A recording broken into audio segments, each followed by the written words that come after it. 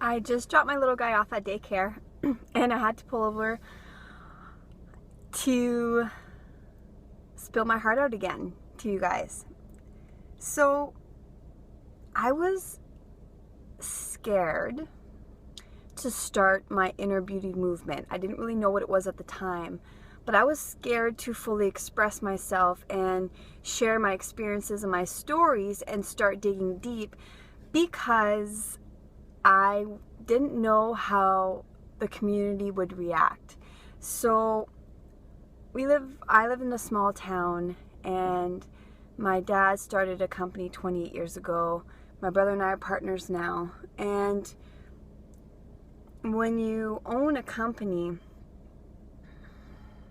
you tend to always care what other people think, right? And I'm trying to break free from that, and I really didn't know how this was going to play out because I do a lot of the trade shows, I'm involved in the community, and I know a lot of people in the community, and I didn't know how they were going to be receptive to a lot of the things that I'm doing, because a lot of things that I say and do kind of go against what we've been taught, in a sense, in a society, right? And being able to receive the love that you guys have given me throughout this process has helped me break through that barrier. It was still there in the back of my mind a little bit, and because a few people have been sharing my videos, and some of them I swear in it, and others I really kind of go deep and share some of my experiences, but you have all been so wonderfully responsive, and that has really helped me through my journey. So for each one of you who have taken the time to watch my videos, to comment, to like, and be that source of love for me, I thank you from the bottom of my heart, because that's exactly what I needed. And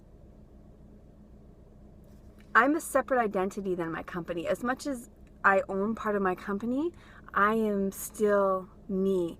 And if somebody doesn't want to work with the company because of some of the things that I say or some of the things that I do, then maybe that's just meant to be, right? Because when you start really going into your true self and you start expressing yourself without caring what other people think, but at the same time you could do it in a loving way, then you really start to find your niche, and then you start attracting a certain type of people and a certain type of clientele. Our clients are very amazing, every single one of them that we've dealt with, but all I'm saying is that I was pretty much worried and scared for nothing. So once you break down these barriers, it gets easier as you go. And one thing I do want to touch on is when we grow up, like I said, society, and it goes through generations of generations, we care so much what people think. Like when we were younger, whatever, grandparents, great-grandparents, we always had to respect our elders. And it was always about the kid respecting the adult. But we didn't really focus on how the adult was responding to the kid, right? And we've learned sometimes to create that shelter of not expressing ourselves or caring what people think or going with whatever society thinks is right for you and not really expressing yourself. And over the generations, over time, as a parent, you're kind of breaking that cycle for your kid, right? So it goes back to, like, there was so much pain in the world, right? Like, think about back when there was wars, and then it went even further back to slavery.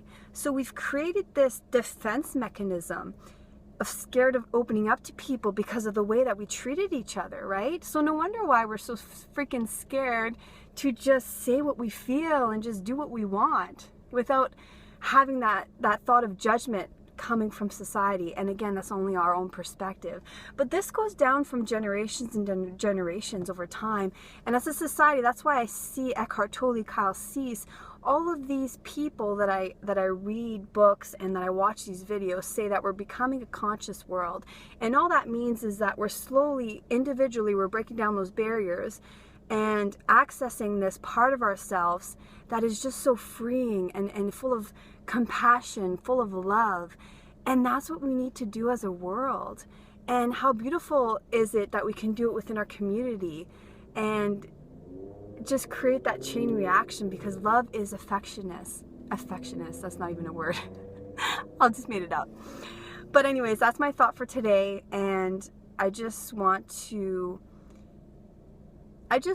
provide a space of love for you and be a walking example that you can just be yourself in every areas of your life, and any experiences and moments and people will start, you'll start attracting all those things to reflect what you're doing.